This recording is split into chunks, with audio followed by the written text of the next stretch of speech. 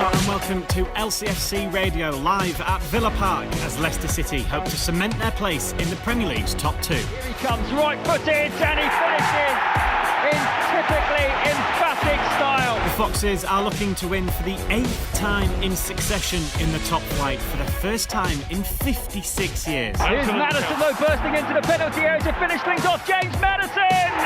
It's Aston Villa against Leicester City, and you can hear it all right here on Matchday Live. And Didi hits in, saved by Schmeichel. Oh, what an absolute cracker from Harvey Barnes! Your place for all the big moments. You're listening to Matchday Live on LCFC Radio. And the team news is in here for Leicester City, a side which makes 3 changes from the team that faced Watford in the week.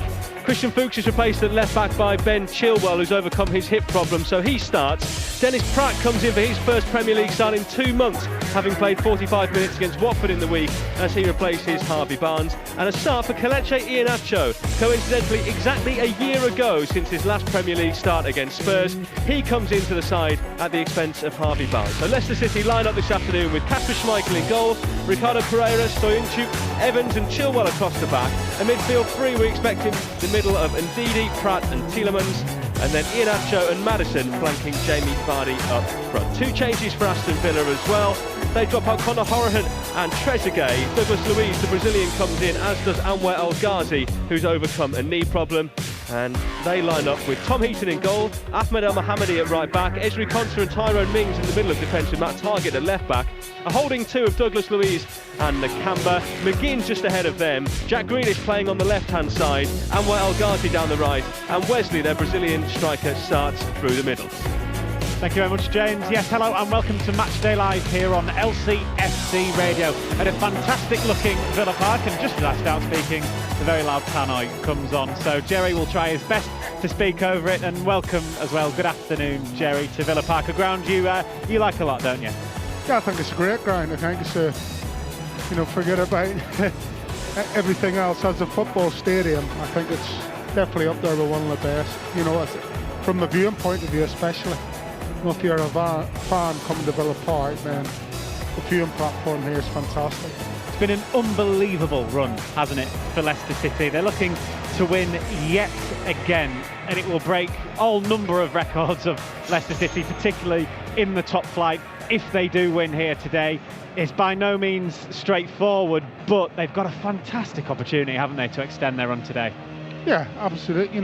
We spoke about this run of games that they had. Coming in after the Arsenal game, that they had 3 or 4 games before they play Man City away and then Liverpool at home on Boxing Day, and so the Leicester City bandwagon rolls into Birmingham, and again you come into a place where you have to be honest and say there's not a lot to fear for Leicester today. Yes, you have to respect Aston Villa as a club and as a team, the players on the pitch, but you're not really looking at the Aston Villa lineup and going, right lads, this team's full of world-class players. We all talk about the mental approach, and the mental approach today is going to be key today, and I think it will, and I think the home fans especially will help Leicester focus in on what's at hand. So yeah, it's going to be a really interesting game. What do you make of the 3 Leicester City changes? We saw them with such a strong structured 11 that played in 6 games in a row. Then obviously there was the change in midweek, Fuchs for Chilwell. Probably expected to see Chilwell back in for Fuchs, but the other 2 changes, both Perez and Barnes dropping out, Dennis Praet coming in, as well as Kelechi Iheanacho. What do you make of those?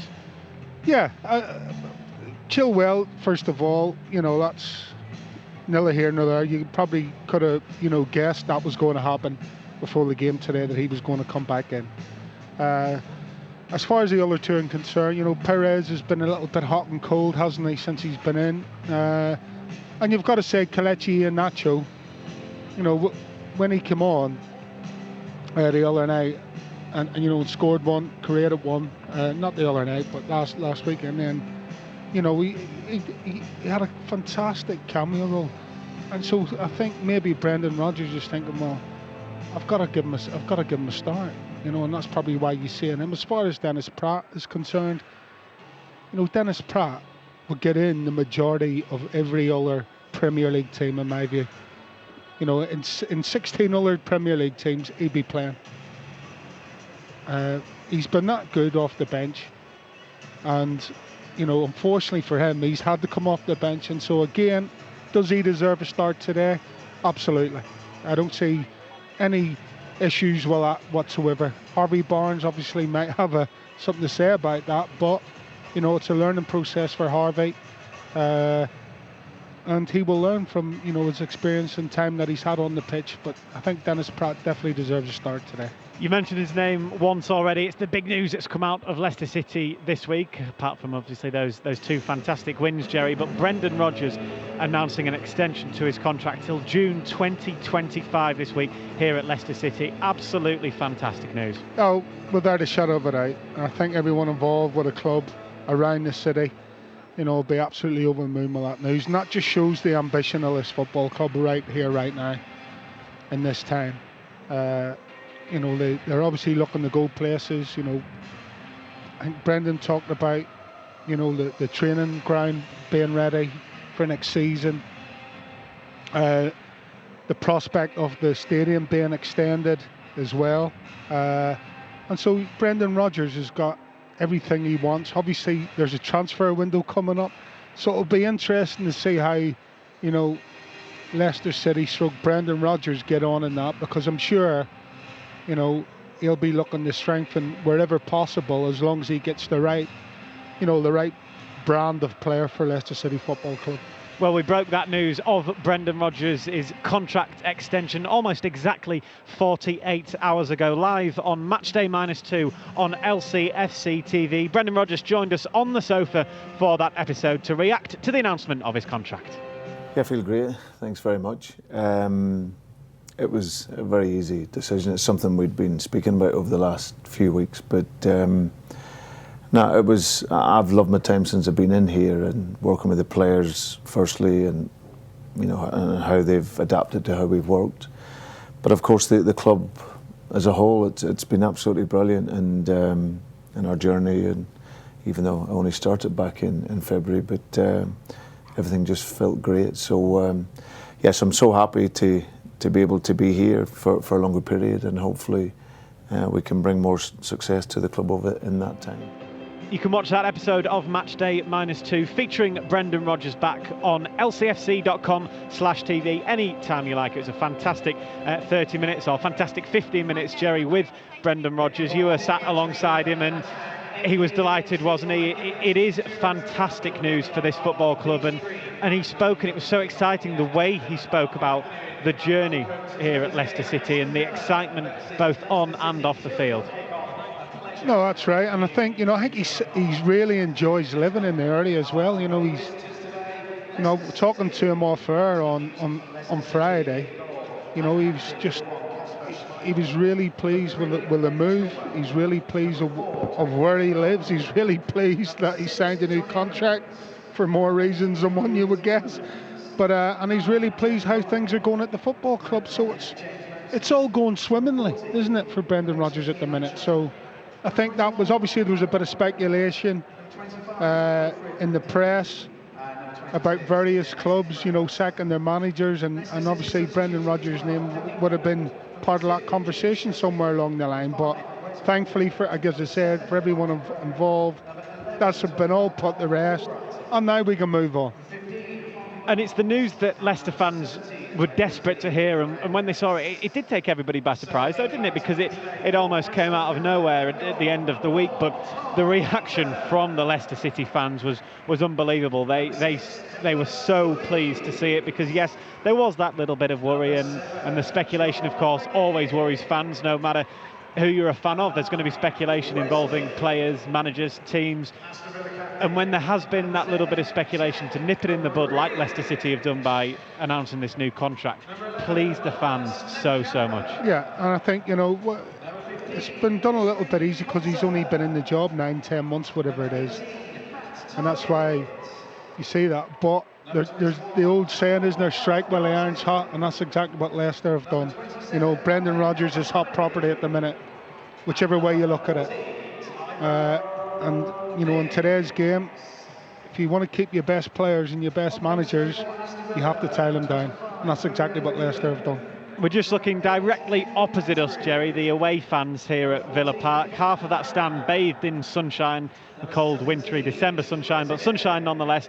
And there's quite a lot of them already in, Gerry. I'm sure it'll be a packed away end. They'll be vociferous, as they always are, but every single one of those must be pinching themselves at the moment with what's going on with their football club. Yeah, I know, it's quite...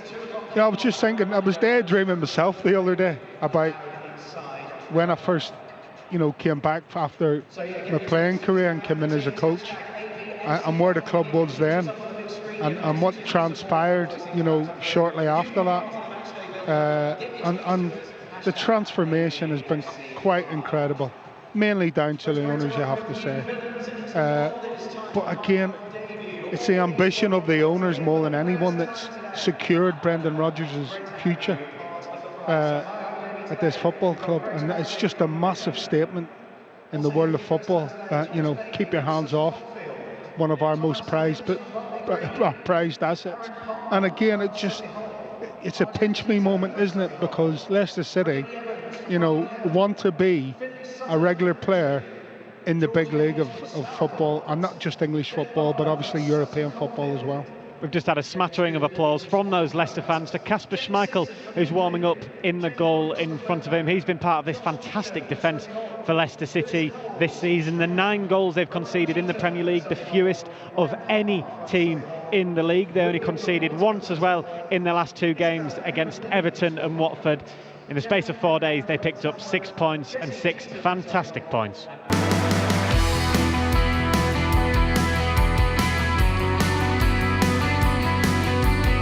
Everton moving forward. This is Sidibe, right hand side of the penalty area. Low ball in, that's headed in, and Everton have the lead. Richarlison gets across his man, nods in the opening goal, and this was not in the script. It's Leicester 0, Everton 1. Now then, indeed, he's surging through midfield. He's away from 2. He's got Iheanacho one side and Vardy the other. It goes to Kelechi Iheanacho. Vardy arriving at the back post, and we all know what that means. Jamie Vardy just does not miss those.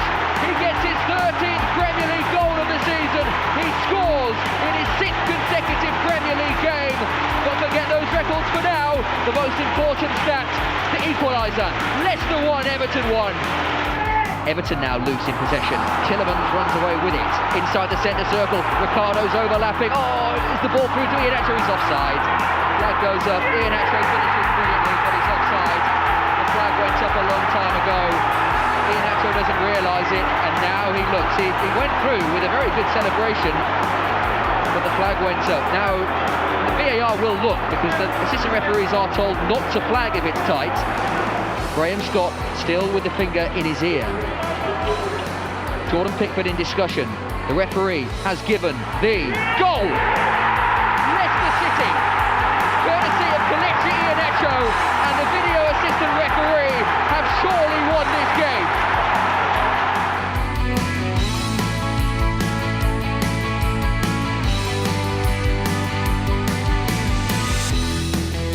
The big games keep coming thick and fast for Leicester City.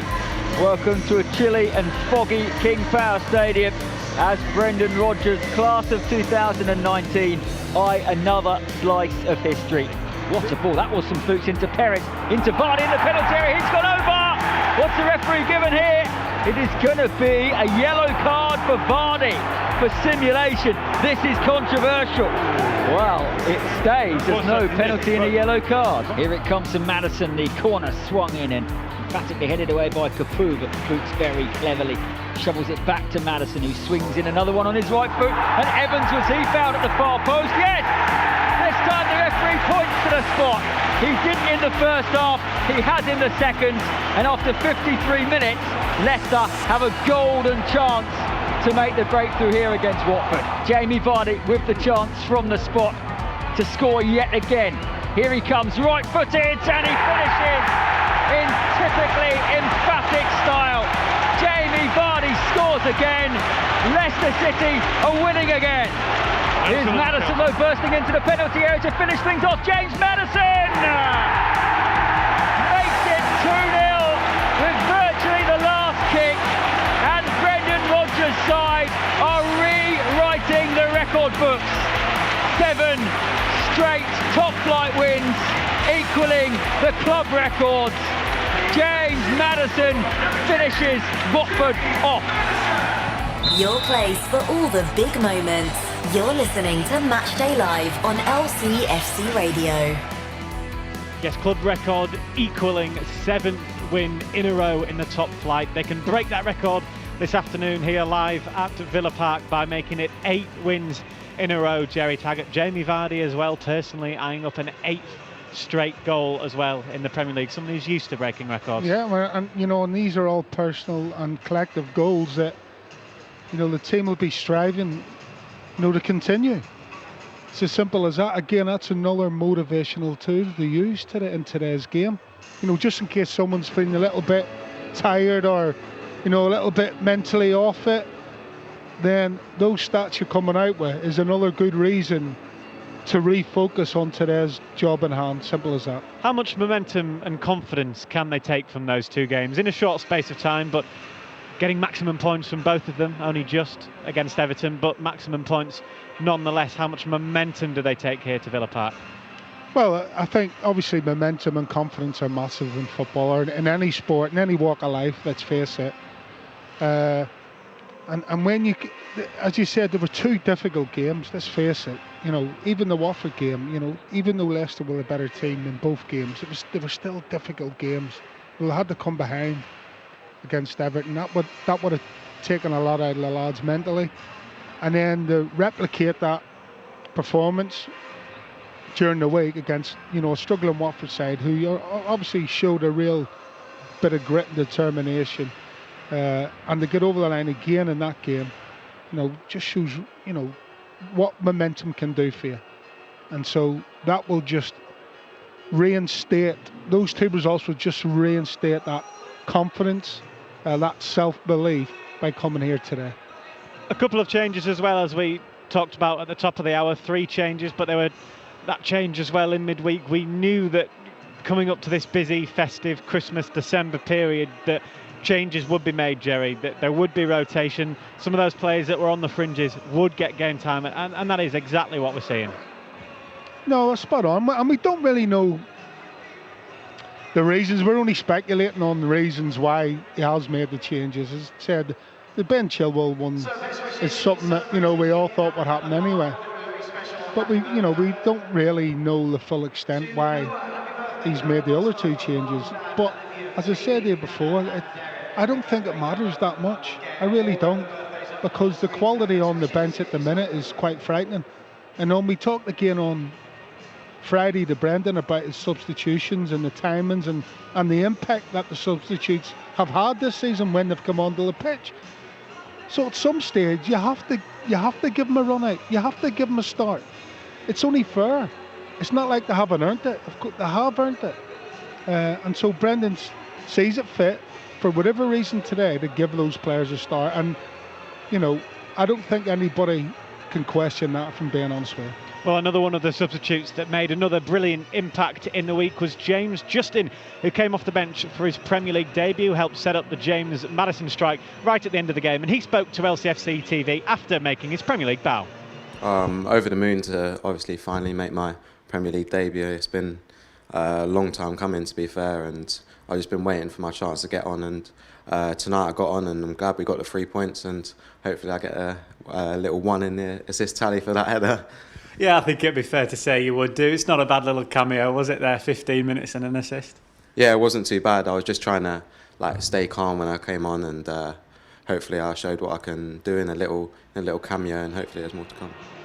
What do you think that performance from James Justin will have told Brendan Rodgers, Gerry?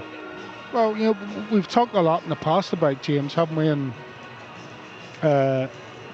the players that haven't, had lots of game time. I use the analogy of question marks on top of the head, and the more you play, the more minutes on the pitch, and the more the manager sees you implicate his instructions out on that pitch, and the smaller that question mark gets. And so what you've seen with James during the week coming on, it was just reinstill the confidence that Brendan Rodgers, and you could possibly say that the question mark on top of his head at the beginning of the season is just about disappeared. And so that's that trust aspect. Brendan Rodgers, by bringing him on at such a crucial time in the game, is basically saying to James Justin, I trust you to go on there and do what it says on the tin. And that's exactly what he did. So, full praise to him. Well, that underlines it, doesn't it, Gerry? Exactly what you were saying there, that it wasn't like he brought James Justin on for his Premier League debut 9-0 away at Southampton, where he comes on, the game's done. It was 1-0. It was a gritty game, albeit against a team that was struggling for form, but they played well on the night, Watford. But he said to James Justin, yep, I trust you to go on there and make sure we keep that clean sheet, make sure we win the game. Yeah, that's right. It's as simple as that. And, that's... As a manager, you've got some big calls to make. Off the pitch, picking the team, and then bringing on your substitutes. They're big calls, pressure calls for managers. Make no mistake about it. And that was a pressure call to bring James on at that time. Yes, it was. I'm not saying that it was an attacking move. I'm not saying it was a defensive move. It was just a solid. Let's go finish the game on a solid basis. And in the end, it worked the trick, because you say flick the ball on, go straight into the feet of James Maddison. Yes, James Maddison had a lot to do, to be fair, and done fantastically well to convert that header. But it just proves yet again that the substitutes that Brendan brings on are working for him, and they're doing exactly what he's issuing them to do. One of those substitutes that we've seen a lot of this season from the bench, and a lot of impact, particularly in recent weeks before he had the flu, is Demarai Gray. He's back on the bench again for the Foxes. How much of a boost is that to see him back there? Oh, absolutely. He's been one of the shining lights off the bench. Nobody, you've got to say that Demarai Gray coming off the bench has been one of the shining lights of the last 5-6 games. And so, that's a big plus today for Brendan. Obviously, he's an ex-Birmingham City player, so and obviously everyone will know the rivalry between Birmingham City and Aston Villa, so I would suspect that he'll be itching to get on the pitch at some stage and try and contribute in a positive way. It's proof is in the pudding, really, in terms of the substitutes that come on and make an impact, Gerry. I don't know if you've seen this, but in the 7 wins in a row that Leicester City have had, they've only been leading at half-time once, and that was at Southampton in that mauling. Right, well, does that mean that we're behind in the other 6, or no, either drawing or behind? Yeah, we have seen in the past where, Leicester just overrun teams in the second half. The fitness levels just take over, and they overrun teams. And that's probably why you probably see a stat like that. That doesn't... Now that when I have a couple of seconds to think about it, it doesn't surprise me that much, because the fitness levels of these boys are quite phenomenal. And you see the late goals that, and especially James Maddison has scored 2 goals that spring to mind late on in games, and obviously the second goal against Watford, there was the second goal against Arsenal, the 2 goals Spurs, 2 goals coming from late on. And that shows you the fitness levels of these guys, and in particular him. Well, those guys that you've just been speaking about are just coming out onto the field right in front of us here at Villa Park. We're right in the corner, the press box here, as is the tunnel. They're coming out, the Leicester City players. The Villa players came out just before them to some applause, and the home fans bursting into the first song of the afternoon. But the Leicester players, they're the ones we're interested in. They're in Ricardo Pereira doing his warm-ups in the middle of the pitch, waving his arms and his legs about. He's actually been speaking about that form in the second half of games, and he was asked what the secret is behind that form after the interval. I think it's the team, the teamwork, the team spirit, believing what we do, believing in our quality, and the works of the coach. It's important too to set us in the same way, in the same direction, and I think that's the most important.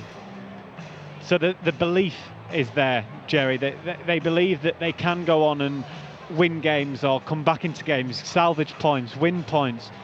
And it's patience as well. Leicester have shown that so much this season as well. They've been patient in games, and particularly, you have to say, Wednesday sums that up. It could have gone to one of those turgid, frustrating games, but it didn't. And the fans believed, as much as the players believed, that they would go on and eventually get the goals that would go on and win the game. Yeah, and I think that's all. That tone is set by the manager, obviously, on the training pitch, and he's given them a platform.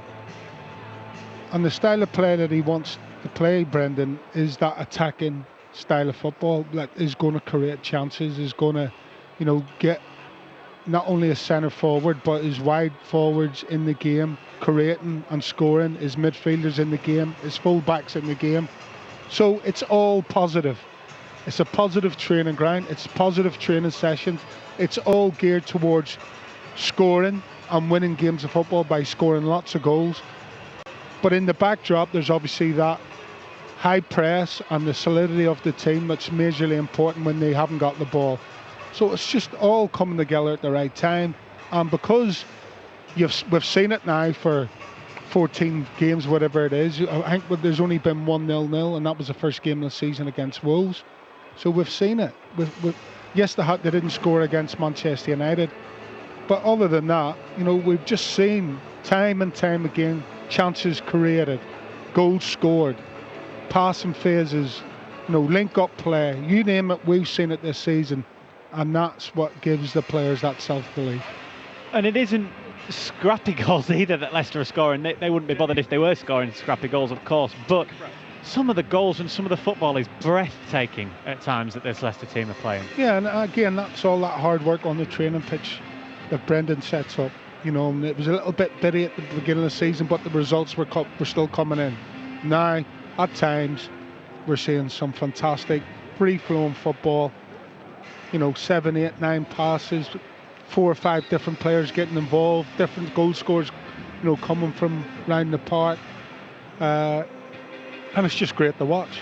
Even if you're not a massive Leicester City fan, they are a team that you do want to sit down, switch your TV on and watch play football because they're exciting.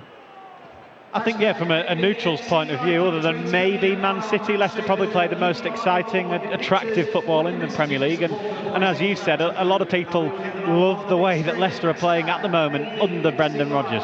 Yeah, and it was interesting to hear Brendan again on Friday when he was talking about Claude Puel. It sort of brought this possession-based style in. But what Brendan's changed, it's possession with a purpose. It's not about keeping possession and waiting for a gap to appear. It's about forcing the issue when you're going forward. Putting the opposition backline under pressure early. Not just hanging around in the middle or at the back and just keeping possession for possession's sake. He's actually probing. He's actually trying to, put pressure on the opposition to see where their weaknesses is. And that's exactly what you're seeing with a team. There's a lot of intelligent footballers out in that football pitch, and they know the right time. You're seeing that they're knowing when the right time to go and strike is. Or like Ricardo, when he comes inside and plays a forward pass, and then he's straight after it again. So it's all about intelligent footballers playing football at the right time. And again, we're seeing lots of that. I guess that the spotlight somewhat has gone off the defence here at Leicester City because of the likes of Jamie Vardy's personal record, hunting down his own Premier League record of consecutive games scored in, the 9-0, the 5-0 against Newcastle. They scored 2 goals, I know, in a lot of games, but you look back at it, the amount of clean sheets that Kasper Schmeichel, who's being warmed up in front of us there, has kept, and the fact they've only conceded 9 goals in 15 games is unbelievable. Yeah, unbelievable. It's a frightening record. It really is. And it's testament again to the way Brendan sets his team up. I mean, a clean sheet starts with Jamie Vardy. So let's get that straight. It doesn't start with Kasper Schmeichel or Johnny Evans or Kaglar Soyuncu. It starts with Jamie Vardy at the other end of the pitch, and it's a whole collective. Yes, when the ball is in, the final third, or Leicester's defensive third of the pitch, then invariably it boils down to the boys at the back to sort it out. And they have been immense. And you're right. And I'll tell you now, every goal from now to the end of the season that they concede will hurt. Because like you say, as good as Jimmy Vardy's goal scoring record is, as good as the wins record is, the one thing that that back line, those back 5 will be more interested in than everything else is keeping clean sheets. And every goal between now and the end of the season will hurt because they know they have the capability of keeping clean sheets.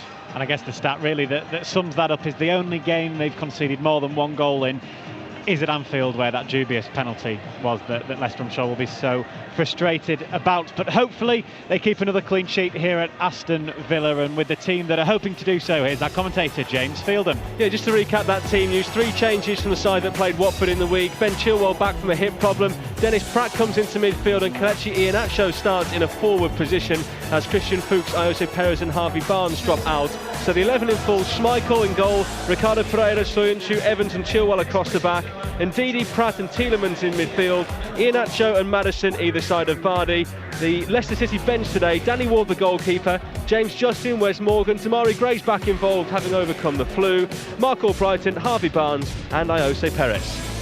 Thank you very much, James. We've got plenty more still to come here on Matchday Live on LCFC Radio before kick-off, which is around about 30 minutes away. The big screens here inside Villa Park keep having a huge countdown to kick-off, and that's around about 30 minutes now. So do stay tuned on Matchday Live, where we'll still hear from Brendan Rodgers, Dean Smith, as well as former Villa striker Gary Thompson.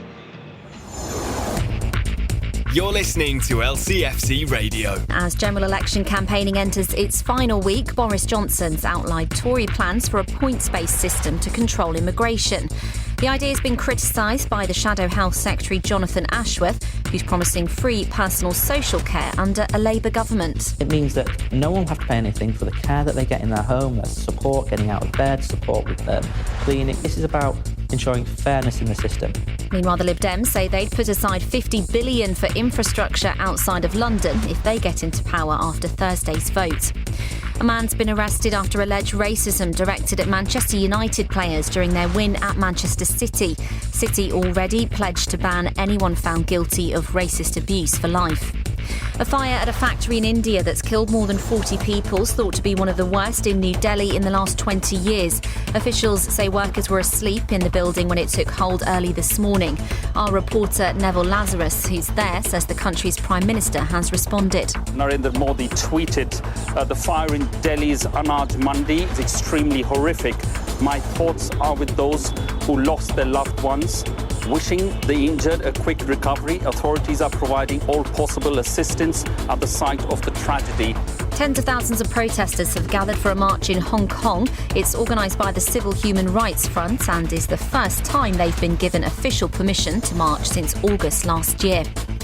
The first named storm of the season sweeps into the UK later, with severe gales expected. The Met Office issued a yellow weather warning for West Wales and South West England from 6 p.m. due to Storm Atia.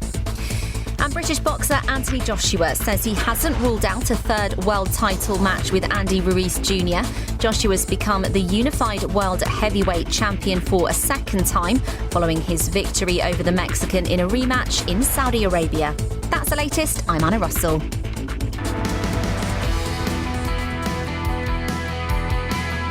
The only place you can listen to every Leicester City match online. This is LCFC Radio. Yes, welcome back to Matchday Live on LCFC Radio, live here at Villa Park with me, Dan Bates, and Gerry Taggart alongside me. I said that the sun had come out just when we started this programme. It's still out, but the rain has started to fall, and there's a big rainbow that's just above the Leicester City fans opposite us. Hopefully the pot of gold at the end of that rainbow, Gerry, is another 3 points for Leicester City. Wouldn't that be nice? And the pot of gold. Although I think Brendan Rodgers has got that at the minute. Those fans that are over there now, they've got the Leicester players warming up just in front of them there. Do you think they'll be a little bit surprised with the team news today and the team, the 3 changes that have been made? Probably, probably. There's varying degrees of surprise, isn't there? Yeah, you could probably see that. But I think the basis of the team, hasn't really changed much. You've still got your centre-half partnership, your midfield with Tielemans and Ndidi, Maddison, they're all there. And obviously Vardy up front. So, it's only on the periphery that things have changed slightly. Everything else, is as it was.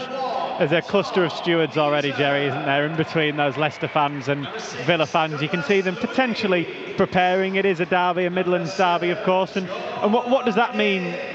Well, to the fans, we know what it means, but to you as a player, playing in a game like this, you had some great games against Derby, of course, and Aston Villa. What are they like as a player to play in?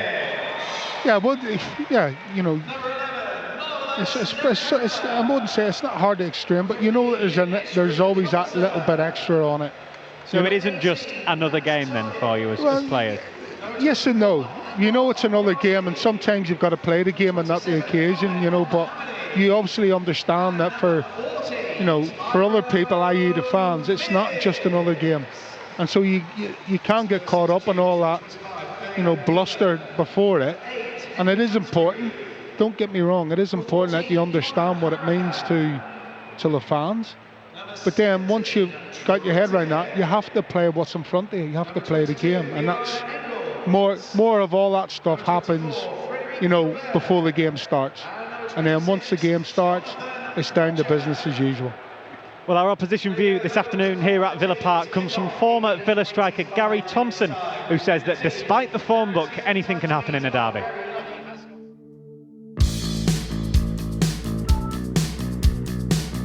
Derby's are all the same, and the Wolves game, Villa never turned up. I mean, we played away at Wolves, but we never turned up. So we've got to make sure today, especially at home, we make a game of it. Leicester are going to be a very good side. I think with Everton last week, Everton just panned out the midfield, so there was no room to move. Blocked it up a little bit. Villa might have to do that a little bit, then force their way into the game, if I get my words out. But you're looking at this, the Derby, if you can move the ball and try and put them under pressure and test them a little bit, but you cannot allow Leicester to come and play, because otherwise they'll find a hole, they'll find a gap and they'll get a goal. So you have to make sure, take the game to them, get the crowd rocking. If we can nick a goal, we've got something to push on with. But it's a derby, so anything could happen, but really looking forward to it. I would say that there's Crystal Palace away from home, there was a Wolves game where we didn't really turn up, but most of the other games we've been competitive, we've been in their possession-based side, we have a go. And so, like, going into this week, we had to beat Newcastle a couple of weeks ago. We got the 3 points against Newcastle, although Newcastle never turned up. So you're going into the Man United, knowing we've got a difficult week ahead of us. United, I thought, were very average. I thought Villa played well that day and probably should have nicked the points. The Chelsea game was, I thought Chelsea were very good and probably deserved a better scoreline than they got. So we were looking at them fixtures thinking, well, if we get something there, it's a bit of a bonus. United, we got a bit of a bonus. Hopefully we can get one today. But we cannot allow Leicester to play like Chelsea did against us, otherwise they will pen us in.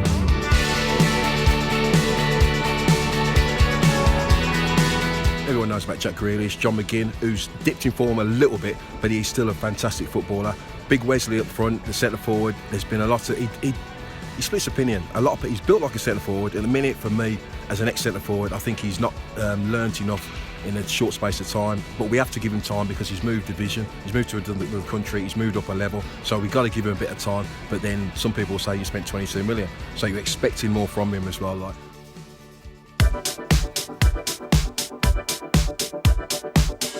Hi Leicester fans, it's Ricardo Pereira. It's Kasper Schmeichel here. I'm Jamie Vardy. You're listening to Matchday Live on LCFC Radio.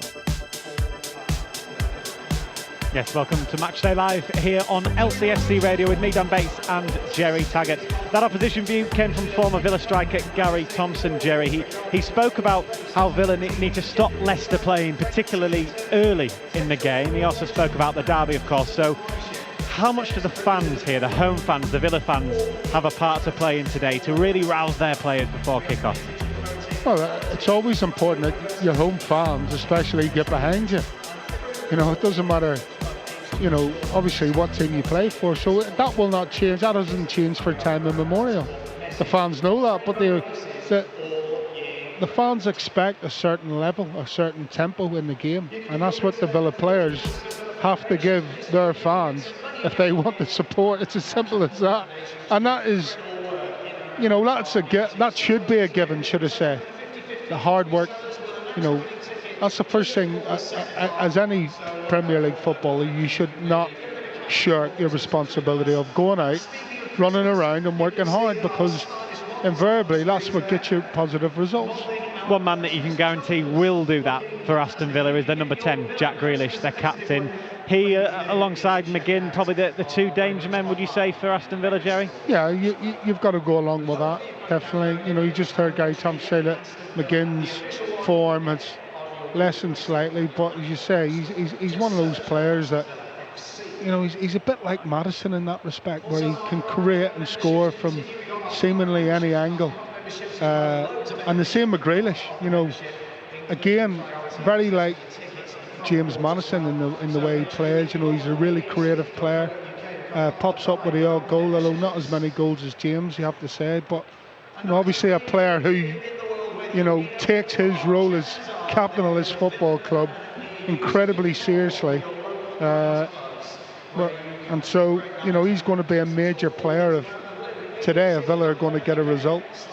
How much as well will he want to impress? Because particularly that man opposite him, as he said, the James Maddison type, they're both number 10, they're both looking to break in permanently to that England squad. They're very similar players, and maybe if you looked at it, Gerry, is it one or the other for England? So today the battle of the number 10s could be very important. Yeah, well, there's a couple more players who have got something to say about that. Mason Mount in particular at Chelsea, and one or two others that... Dele Alli coming into form. Dele Alli, he's not bad, is he? So yeah, there's a lot of... But it's going to be an interesting matchup watching these two today to see how they get on. I know they're not going to be squaring up against each other, but how they get on when the ball's at the feet and how creative they are when they have got the ball in possession. But they're two very, very good players. Make no bones about it. And Jack Grealish, as I said, people have been talking about him for a few years now, but he's really taken to the Premier League, hasn't he? And as I said, he's been made Aston Villa captain, and he takes that responsibility, really seriously. Well, one man that will be particularly hoping that Jack Grealish is on form today is, of course, his manager Dean Smith, who is just in front of the tunnel, around about 15 or 20 yards or so from us. And he was asked in the week if Leicester have any weaknesses. I hope to find them, that's for sure. The last 8 teams haven't found them, but we'll certainly try. They're on a fantastic run of form at the moment. They're doing very well. But we believe we are at Villa Park as well. There's not many teams that will come away from Villa Park and think they've had an easy game. We'll be up for it. Our supporters will be up for it, and we'll be ready for it as well. Ready, prepared to try and stop that run of 8 games. It's clear his ambitions, Gerry. He wants to stop Leicester. He doesn't quite know where the weaknesses are, or maybe he just didn't want to tell the media where Leicester's weaknesses are. But he's doing what Jurgen Klopp does for Liverpool, and he's just intently watching the opposition warm up. You don't see that from many managers, do you? No, and to be fair, it's not exactly the kind of session you need to get involved, because it's just basically a straight line shooting session. He's probably obviously just trying to look at the quality, but he'll know about the quality. He'll have seen the goals. He'll have watched Leicester City's build-up play, goal-scoring quality. There's nothing he's watching there that he doesn't already know. But he's probably just a little bit bored of sitting in the dressing room and thought, I'll come out and watch Leicester for a bit. Is it more of a mind games thing as well? I don't think so. I think when you're talking about top-level players, top-level coaches and managers, they don't get involved in mind games, or it doesn't affect them. And maybe when you're talking in the press, there's a little bit of odd, but as far as standing there and watching the players, no, they'll not be interested. He's done a great job here at Aston Villa, hasn't he, Gerry? Obviously got them promoted by the playoffs last season, and it was a good cup final, well, playoff final rather, against Derby, and many people thought the way that Derby played in the semis against Leeds that they were favourites in that final, but Villa proved them wrong, came up to the Premier League, and they've certainly held their own in games. That draw at Old Trafford was a fantastic point. They were 3 minutes away from beating Liverpool here, of course, at Villa Park, and only losing 2-1 as well at Stamford Bridge. They've found themselves again in the Premier League, haven't they? Yeah, I think, it's been a bit of a struggle, it's fair to say, but they're slowly finding their feet. I guess the table position probably wouldn't say that, but they're clear of the bottom 3. They play a good brand of football. I know Dean Smith from his time at Walsall when I was at Oldham, and they always stroked the ball around really nice. They had some decent players there. Again, at Brentford, he had done exactly the same, and that's why he's got the job here at Villa, because he plays a good, attractive brand of football. They will create problems for Leicester. It's just how many problems they create for Leicester, and also how Leicester they will have. But you look at the two squads. you've got to say, you've got to fancy Leicester today. We've just seen Jack Grealish sprint down the tunnel there, Gerry, and in front of us all the fans suddenly got up and clapped him. He's very, very much the hometown boy, the hometown favourite, isn't without a doubt, without a doubt, you know. He's been at Villa all his career, as I say. He's had a couple of issues earlier on in his career, but thankfully he's over them, health issues, health scares. And, you know, in the middle, I think it was middle of last season, he was made captain, and he's just, you know, taken to like a duck to water. And as you say, that's the kind of leadership you want in the team. Is when you see Jack, he's not walking, he's not strolling. When he does anything to do with being on a football pitch, he does it with a purpose, and that's how your captain should be. We've just seen both the Leicester players and Villa players all head down the tunnel after Jack Grealish, of course, and in there was Wesley, the number 9. Now, we heard from Gary Thompson earlier, who said, yes, he's not quite shown what the £22 million return they would have liked from him, but he's a really, really big lad, isn't he? We just saw him head down there. He, if he wants to, on his day, could get about and get at any defence. Yeah, you know, and that's the gamble you take. You know, at the end of the day, it was 22 million, that's peanuts today for a striker, a Premier League striker. So it's a gamble, and it remains that way so far in Wesley's career, doesn't it? It's still a bit of a gamble. As Gary has said, he split the home fans, but you have to say, looking at him, you're thinking, wow, this, you know, he's like an ex-Villa player, Big John Carew, who played here a few moons ago. And what a unit he was, and he's along the similar lines of that John Carew. Benteke was here too. Yeah. So, you know, they love a big front man here, don't they? And they've certainly got one in Wesley. Well, Leicester's very own Wesley, of course, Wes Morgan. We're just seeing him out there take a final shot before he heads down the tunnel.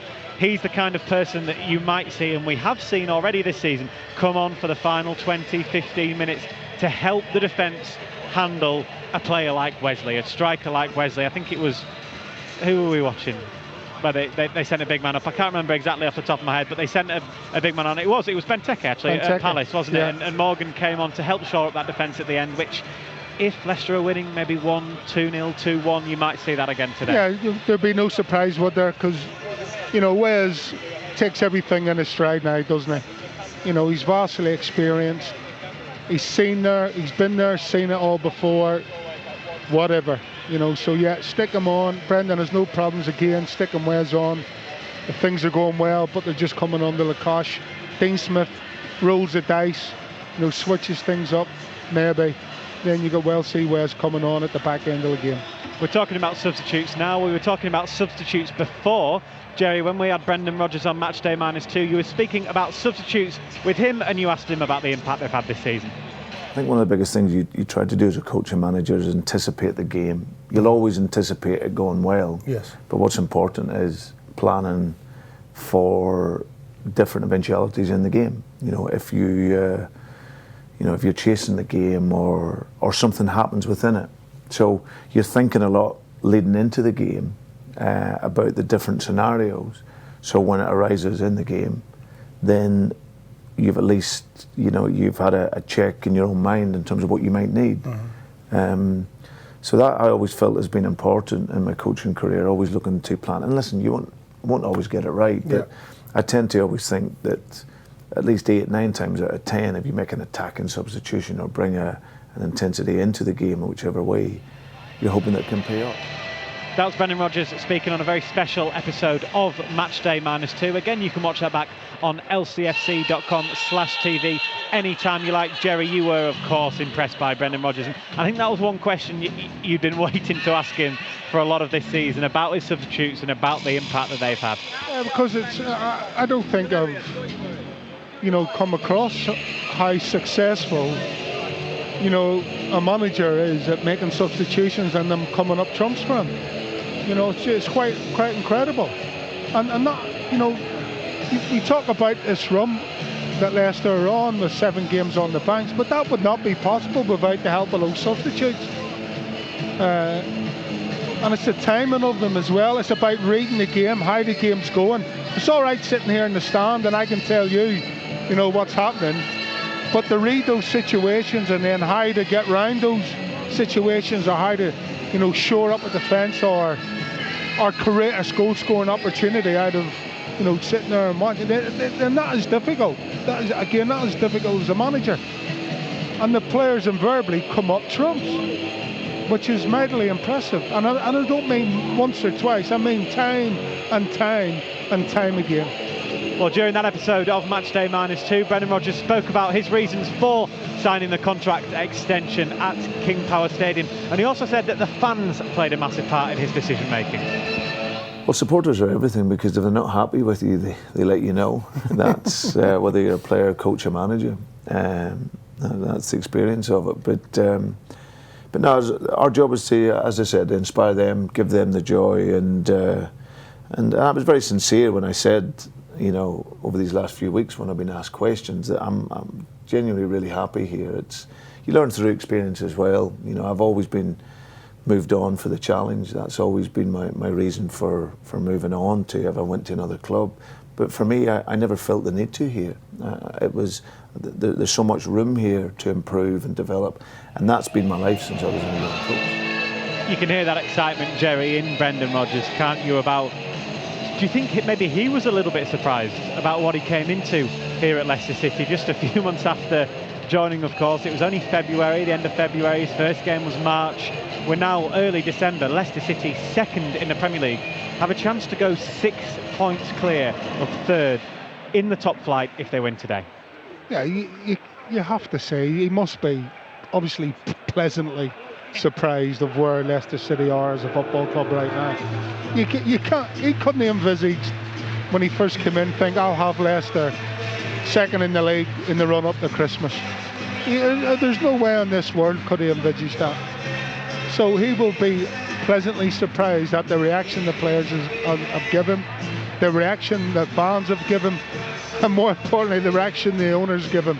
It's as simple as that. It's just, we all knew Brendan Rodgers was a top coach and a top manager, but he's really shown his true colours with bringing this team on. I guess for today, in the short term, it'd be such a disappointing thing, obviously, if Leicester don't go on and win today or get a good result straight after the news of Brendan Rodgers' contract extension. They've been on this fantastic run. I guess for him, all of that peripheral stuff is behind him now. All the focus for him and Leicester City is on this next 90 minutes here. Yeah, completely correct. And at the end of the day, Dan, you have to be realistic about these things. The run is going to come to an end sometime. That's the law. The law of sport, if you want it. Sooner or later, you are going to lose a game of football. And so you can't be too worried about that when it happens. Losing a game of football is not the most important thing in football. It's how you react to losing a game of football. That's the most important thing. And it's how you respond to defeat. Because defeat in any sport or in any walk of life is the hardest thing to take. And it's how you pick yourself back up after that. So Brendan Rodgers will be loving this. Of course, everyone will be loving this. But sooner or later, it's going to end. They're going to get beat. It's how they get over that and how they react to that. That's the key to being a great manager. And thankfully for Leicester, they've only tasted defeat twice this season. In their 15 games, they've won 11 of those, which is staggering form, Gerry. It really is. At any other season, you'd think, bar maybe the last couple with Man City and Liverpool running away with it, you'd massively be in a title race with this amount of points at this stage of the season. And that proves my point entirely. That they've been beaten twice, to Manchester United and then to Liverpool, and straight away they've gone on a winning streak. Yeah, and that shows you the reaction of these players. So there is going to be another defeat somewhere along the line. Yep, I don't know when it is. I'm not saying it may not happen, but the likelihood is it will happen. And I'm saying they have to react in that positive way that they did to the defeats to Manchester United and to Liverpool. And if they do that when it comes around again, then you've got to say, it's looking really good for Leicester. All the other top 4, 5, 6 teams, apart from Liverpool, who obviously haven't been beaten yet, have been beaten more than twice. They've been beaten 3, 4, 5 times at least. And so that just shows you that if you can just cling on to that form between now and the end of the season, you know that you're going to be in a really good place come the end of it. Leicester fans making most of the noise inside Villa Park already this afternoon as the atmosphere is racking up. We've got a huge round of applause at the moment. James will talk you through more about Ron Saunders and what's happened and what will happen here before kick-off inside Villa Park. A reminder, if you're listening in on social media, the feeds will stop just before kick-off. You'll have to head to lcfc.com/radio to listen to all 90 minutes here on Matchday Live. But it's time to hand you over to your commentary team of Gerry Taggart and James Fielden. Madison, oh, that is absolutely brilliant, and it's a beauty. Jamie Vardy again for Leicester City. He's up and running. What a fantastic goal! Touch, back of the net. Come on. What a delightful goal that is for Jamie Vardy. All the games, all the goals, and all the big moments. You're listening to LCFC Radio. Hello, good afternoon everyone, welcome along to Villa Park. It's a relatively short journey from the East Midlands across to the West Midlands in the Premier League this afternoon as Aston Villa host Leicester City. The two sides marching out onto the field of play here in front of a sellout crowd at Villa Park, a stadium that Leicester haven't been to since September 2015. Things going from strength to strength for the Foxes at the moment. After a 7th straight win, made it their best ever start to a league season during the week. There was further good news just 2 days ago as it was announced that Brendan Rodgers had signed a new and improved contract with the club. He won't want to stop at 7 though, and today marks a first meeting between these sides in nearly 4 years, and both have plenty to play for as we approach the traditionally crazy part of the league season. The Foxes' best start to a league campaign was confirmed after the win against Watford during the week, and although they are in a similar part of the Premier League table to the Hornets, this game against Dean Smith's Villa will surely prove to be a more difficult task for Rodgers' record-breaking team. Dean Smith's side were promoted in the playoff final at the end of last season, and after a summer splurge in the transfer market, have a youthful exuberance about their team, with their game in the week ending in a defeat to Chelsea by 2-1, which made it 1 win in their last 5 games. The handshake's going on between the two sides, so let's take you through the team news, starting with the home side Aston Villa. From the side that started that game against Chelsea at Stamford Bridge on Wednesday, Villa coach Dean Smith has made 2 changes. Conor Hourihane drops out of the side, as does the winger Trezeguet. Douglas Luiz comes into central midfield, and Anwar El Ghazi returns on the wing, having overcome a knee problem. For Leicester City, 3 changes from the side that took on Watford during the week. Ben Chilwell comes back in at left back for Christian Fuchs, having overcome a hip problem. Osi Perez drops out and is replaced by Kelechi Iheanacho for his first start in exactly a year, and Dennis Pratt also comes into the side, having played 45 minutes during the week. He replaces Harvey Barnes. So the two sides lining up like this, we expect. Heaton in goal for Villa, El Mohammadi, Konsa, Mings and Target across the back, Nakamba and Douglas Luiz the midfield too, with John McGinn just ahead floating around. Captain Jack Grealish plays off the left, and Anwar El Ghazi down the right-hand side. For Leicester City, Kasper Schmeichel in goal, Ricardo Pereira at right back, Shagla Soyuncu and Johnny Evans the defensive 2, Chilwell back at left back, and Didi, Pratt and Tielemans in midfield. Maddison and Iheanacho we expect to start wide, either side of Jamie Vardy, who is on that fantastic goal-scoring run, having now scored in each of his last 7 Premier League appearances, trying to eclipse his own record. Ahead of kick-off here, we are going to have reflection and a short moment of applause, because yesterday Aston Villa lost the giant of their history as former manager Ron Saunders very sadly passed away at the age of 87. He was widely regarded as one of the club's greatest ever managers, as he guided Villa to promotion before going on to win 2 League Cups and the English First Division title in the 1980-81 season. He represented Watford, Everton, Gillingham and Charlton as a player before coaching Yeovil, Oxford, Norwich City and Manchester City, but well known in these parts here in the second city. He then coached Aston Villa to those titles, Birmingham City and West Bromwich Albion back-to-back in the 1970s and 80s. And ahead of kick-off here, Villa Park will remember Ron Saunders. To the top flight in his first season in charge, before going on to win 2 League Cups in 1975 and 1977. In 1980-81, a remarkable campaign culminated in Villa being crowned champions of England under his leadership, which provided a platform for European Cup success a year later. So to pay tribute to another portender in the sky, please stand and join us in a period referee's whistle.